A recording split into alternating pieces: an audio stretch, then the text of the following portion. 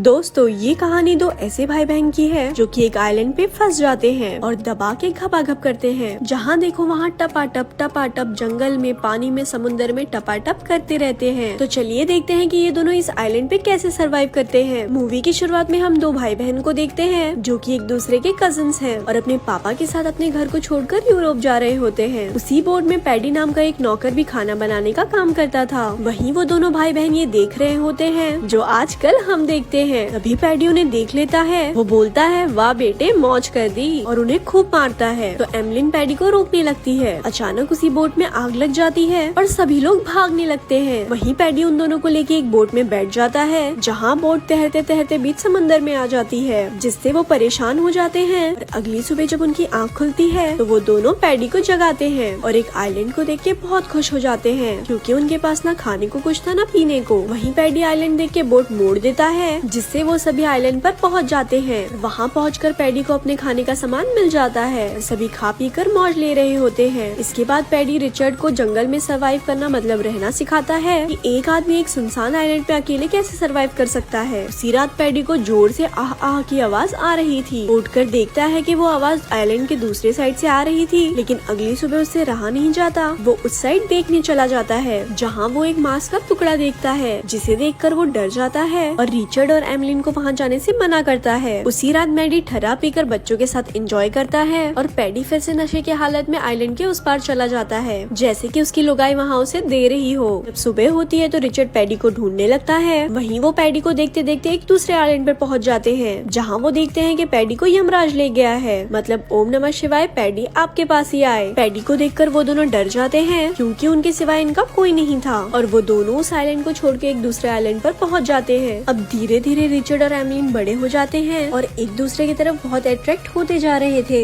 जैसे भी मौका मिलता था तो वो काम करने लग जाते थे, जो आजकल के लोग चाहते अपनी बंदी से। लेकिन उन दोनों को इतनी समझ नहीं थी कि वो दोनों क्या कर रहे हैं। इसके बाद जब एमलिन नहाने जाती है तब उसे उसकी लाइफ का पहला पीरियड आता है, जिसे देखकर वो डर जाती है। वो रिचर्ड को आवाज देने लगती है, लेकिन एमलिन को फील होने लगता है कि ये ब्लड उस वजह से आ रहा है और वो रिचर्ड को वहाँ से जाने के लिए कहती है। उसके बाद रिचर्ड एमलिन से पूछता है, वो ब्लड कहाँ से आया था, कोई चोट तो नहीं लगी ना तुमको? जिस पर एमलिन कहती है, मुझे कुछ नहीं पता। और यहीं से रिचर्ड को पता चलता है कि एमलिन मुझसे बातें छुपाने लगी है। और दूसरी तरफ एमलिन रिचर्ड के प्यार में पागल होती जा रही थी, जैसे उसकी तितली हैंडपंप लेने को तड़प रही हो। वहीं रिचर्ड की एक आदत बन चुकी थी, जब भी एमलिन नहाने जाती थी तब वो उसको छुप छुप के देखता था और रात को वो डिनर करके बहुत मस्ती करते थे। अगली सुबह एमलिन जंगल में घूम रही होती है, तब उसे एक भयानक सी आवाज आती है, जिसे सुनते सुनते हुए एक भयानक सी मूर्ति के पास पहुँच जाती है जिसमें से ब्लड निकलता है। ये देखकर एमलिन वहाँ से डरकर भाग जाती है और रिचर्ड को सब कुछ बताती है, जिसे सुनकर वो बहुत गुस्सा होता है और कहता है कि अब की बार तुम कहीं गई तो तुम्हारी टांगे तोड़ दूंगा। उसी रात एमलिन को एक सपना आता है जिसमें रिचर्ड समुद्र में डूब रहा होता है और अचानक से उसकी आँख खुल जाती है। रिचर्ड को सामने देखकर एमलिन के प्यार में 500 घोड़ियों का प्यार आ जाता है। वहीं रिचर्ड भी अपने अवजार को काबू में नहीं कर पाता और उसे किस करने वाला होता है, लेकिन एमलिन उसे दूर करके उसे सुला देती है। सो जा मुन्ना सो जा। लेकिन जब काम इच्छा की शक्ति जागती है ना तो बंदा बावला हो जाता है। रिचर्ड एमलिन के पास रात में फिर से जाता है, तभी एमलिन जाग जाती है और उसे भगा देती है, जहाँ उन दोनों को कुछ पता नहीं होता कि आखिर हम कर क्या रहे हैं। अगली सुबह रिचर्ड जंगल में घूमने जाता है तो एमलिन कहती है, कहाँ चला बे? तो रिचर्ड मन में सोचता है, तुझे क्यों बताऊं, तू तो देगी नहीं। लेकिन एमलिन भी रिचर्ड के पीछे पीछे समुद्र किनारे पहुँच जाती है जहाँ वो हैंडपंप नचा रहा था। उसे देखकर एमलिन कहती है, ये क्या कर रहे हो? तो रिचर्ड कहता है, निकल यहाँ से, रैप दे दूंगा खींच कर। और वो अपना मुंह लटकाकर वहाँ से चली जाती है। एक दिन रिचर्ड समुद्र में एक शिप को आते हुए देखता है, जिसे देखकर वो घर पर भागते हुए आता है।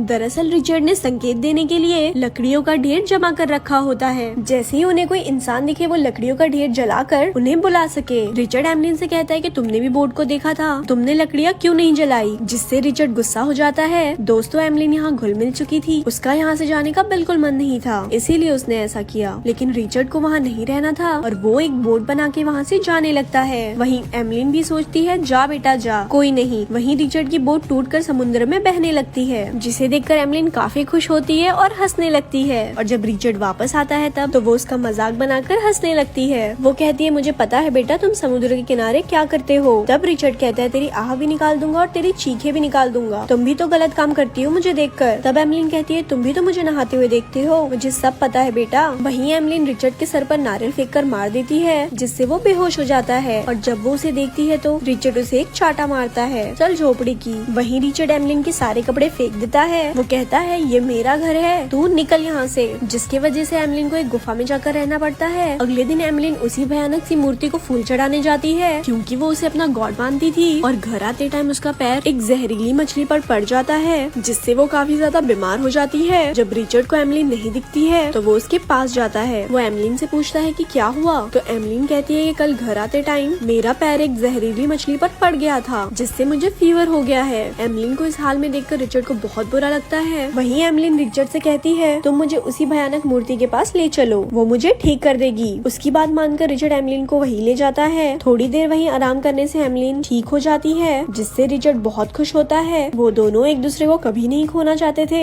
एक दिन हम जंगल में रिचर्ड और एमलिन को फ्रूट खाते हुए देखते हैं, जहाँ रिचर्ड एमलिन को उस नजर से देखता है जो उसे चाहिए था, जिसके बाद तो वो अपने आप से कंट्रोल खो देता है। और इस बार एमलिन भी फुल साथ देती है और दोनों दबा के घपाघप करते हैं और बस करते ही रहते हैं, क्योंकि उससे पहले केला जो खा लिया था। एक दिन रिचर्ड और एमलिन आपस में बात कर रहे होते हैं, तो रिचर्ड बोलता है क्या बात है, तुम मुझसे क्या छुपा रही हो। तो एमलिन कहती है कुछ नहीं। तो रिचर्ड कहता है बेटा मैं देख रहा हूँ तुम मुझसे बातें छुपाने लगी हो। तब एमलिन कहती है यार मेरे पेट में बहुत दर्द और हलचल सी होने लगी है, लेकिन रिचर्ड को भी इस बारे में कुछ पता नहीं होता। मैं बताती हूँ, बेटा दबाकर केले खाओ, जोर से टपकाओ और 9 महीने की सजा पाओ। कुछ महीने बाद हम देखते हैं कि एमलिन का पेट और भी ज्यादा बढ़ गया है। वहीं रिचर्ड जंगल में घूमने जाता है तो उसे वहाँ अपने जैसे आदिवासी दिखाई देते हैं जो एक इंसान की बलि चढ़ा रहे होते हैं। और वो वहाँ से डरकर जब भागकर घर पर आता है तो वो एमलिन को एक बेबी के साथ देखता है। दरअसल एमलिन अब माँ बन गई थी। वहीं उसका बच्चा बहुत रोता है तो उन्हें लगता है कि इसको भूख लगी है और वो दोनों उसे फल खिलाने लगते हैं। लेकिन भला वो बच्चा फल कैसे खाए, उसे तो मम्मी का मिल्क चाहिए। तभी एमलिन उसको गोद में ले लेती है और वो बच्चा एमलिन का मिल्क पीने लगता है। वहीं रिचर्ड एमलिन को आइलैंड की दूसरी तरफ जाने से सख्त मना करता है और अब ये दोनों अपनी लाइफ में काफी खुश थे। एक दिन रिचर्ड के पापा वहीं से शिप लेकर जा रहे होते हैं और वो अपनी दूरबीन से रिचर्ड को देखते हैं, जिसे लगता है कि ये कोई आदिवासी है, और वो अपनी बोट को मोड़कर चले जाते हैं। वहीं रिचर्ड और एमलिन ने भी उस बोट को देखा था, लेकिन अब उनका मन वापस जाने से बदल चुका था। इसके बाद रिचर्ड और एमलिन पुराने आइलैंड पर जाते हैं जहाँ वो स्टार्टिंग में आए थे और अपनी पुरानी यादों को याद करते हैं। वहीं उन दोनों का बेबी अब बड़ा हो चुका था। वो एक जहरीली बेर को तोड़कर बोट में डाल देता है और वहाँ से घर जाते टाइम रिचर्ड का बच्चा नाव की पतवार को नीचे समुद्र में गिरा देता है। एमलिन उसे उठाने की बहुत कोशिश करती है, लेकिन कोई फायदा नहीं होता। जब रिचर्ड उस पतवार को लेने जाता है तभी उसके पीछे एक शार्क पड़ जाती है, जिसे बचाने के लिए एमलिन नाव के दूसरे पतवार को भी शार्क की तरफ फेंक देती है और रिचर्ड बोट में आ जाता है। लेकिन उनके पास अब कोई रास्ता नहीं था कि वो तीनों समुद्र से कैसे बाहर निकले। तभी रिचर्ड के बेबी को भूख लगती है और वो वही बेर खा लेता है, जिसे देखकर एमलिन काफी डर जाती है। लेकिन अब क्या था, वो देखकर ये दोनों डिसाइड करते हैं हम भी ये बेर खा लेंगे। लेकिन वो देखते हैं कि बच्चे पे इस बेर का असर नहीं हुआ, वो तो बस सो रहा था। वहीं रिचर्ड के पापा बीच समुद्र में रिचर्ड के नाव देख लेते हैं और वो लोग वहाँ पहुंचकर उन सभी को बचा लेते हैं और यहाँ ये मूवी खत्म हो जाती है। ऐसे ही और स्टोरी सुनने के लिए हमारे पेज को लाइक करें। धन्यवाद।